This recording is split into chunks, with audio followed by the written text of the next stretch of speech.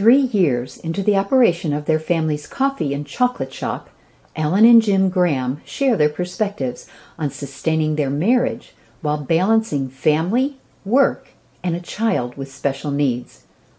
They also talk about their ideas for the future and what they want people to understand about the special place they have created called Cameron's Coffee and Chocolates. If you've been married for a long time and you also always engage in active communication, it might not always be positive communication, but you're always engaged in trying to solve a problem, that if you work constructively with each other, you can get through it. We disagree about things like any two people do, but we never really get to the anger side of things. Which is remarkable. Do you know that's remarkable? Yeah. I guess you don't think big part of it about is you care about each other, and that sounds corny. And we also care hugely about Cameron, and we share that. And we see a lot of families that have challenges, and you see it tear people apart, and other people you see it draw together. We've been lucky in that for us it's drawn us together. You said that people do come in and talk to you about doing this. When someone walks in and says, I'd like to do this, I want to make a difference, what do you tell them? Well, I tell them that, they need to understand, it's the hardest thing I've ever done. But I also feel like when I look at my life, that all the things I did prior to this led me here. There has been an odd dynamic here in that we have so many resources that the average person doesn't have. That's a intentionally broad term, because the resources include a great relationship, complementary skill sets, business backgrounds. We both have MBAs. We both understand how businesses work. There are always things that pop up, whether it's dealing with the insurance company, it's dealing with the landlord, it's negotiating rates. And fortunately, over my career, I did a lot of that, and Ellen did a lot of that. On top of that, we've had a group of friends and family who have supported us, and both financially and mentally and business-wise and everything else, that a lot of people don't have. Right. Whether it's the guy who helped fund our kitchen, or it's the fellow that brought us up to Martha's Vineyard and introduced us to the basic concept. That shouldn't be underestimated. And on top of that, we have the wonderful luxury of not having to be involved in this to make money personally.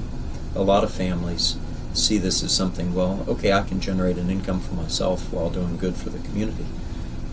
Well, then you start worrying about, that sounds great, but what happens at the end of the month when you haven't made quite enough to pay your mortgage? So are you working over and above this, what you do here? I do have other business interests. Okay, so that's how your family... Yeah, I do. But I have the luxury of I don't have an 8-to-5 job. Well, it's your own business, so you can set the terms. That's right. And at the end of 3 years, are you breaking even? We're close. So, there are some months... Are, you're right.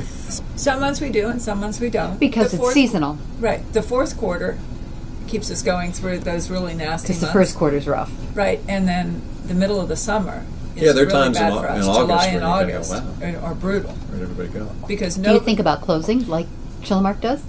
We do, but then where do all our workers go? We've thought about having a common 2-week shutdown where everybody goes on vacations. Some of our workers go to one kind of camp and some of our workers go to other kinds of camps.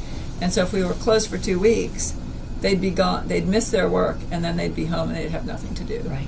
Does this community see you or this business as a standard or a role model? Absolutely. Ellen brings to the party, we've already talked about an unusual skill set, but she's articulate. She can tell the story of, what so many in our community experience. Not necessarily what we've done, but what they experience and what needs to happen. She's, rightfully so, is recognized as somebody who's done something pretty remarkable here. You shrug that off like you don't necessarily want that recognition. Well, I think that really our ultimate goal, my ultimate goal, is to change the way people view individuals with intellectual disabilities. And instead of seeing them and saying, wow, they probably can't do that, instead saying, what is that person capable of. That doctor in New York really set you off, didn't she? I mean, You if have you're no Irish, idea. if you're Irish, Yep. you know that Irish stubbornness, and when somebody says something that you just believe is fundamentally wrong, you know? I mean, my response is, who are you to say that?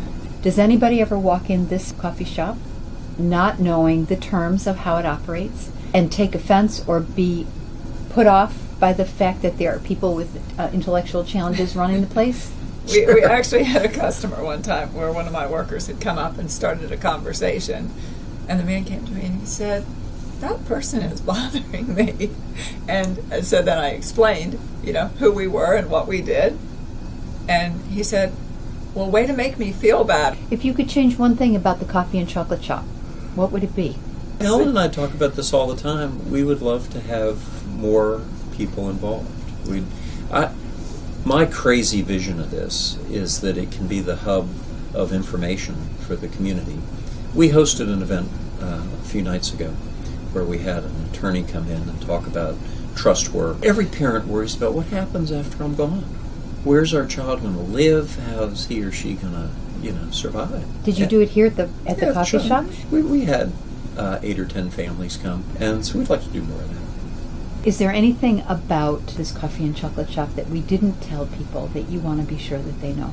Check out our website. The number 1, can work. Like everyone can work, only with the number 1.com. Can I order product on your website? Amazing that you should ask that. You absolutely can. There's an online ordering. It's all push button. And even easier than that, if you're not inclined to order things online, you pick up the phone. Our phone number's there. You can call us. And you can also, sign on to our Facebook page, which is Cameron's Chocolates. Keeps you up to date on what we're doing, new products that we're offering, and you, of course, can order through Facebook as well. There's a poem called Welcome to Holland, and it talks about having a child that's born with a disability. When you read the poem, Our Store is Like Holland, you've ended up in a place where you didn't expect to be, but there are so many beautiful things if you just look around. And so for families who might go other places and people would stare at them, here they're home.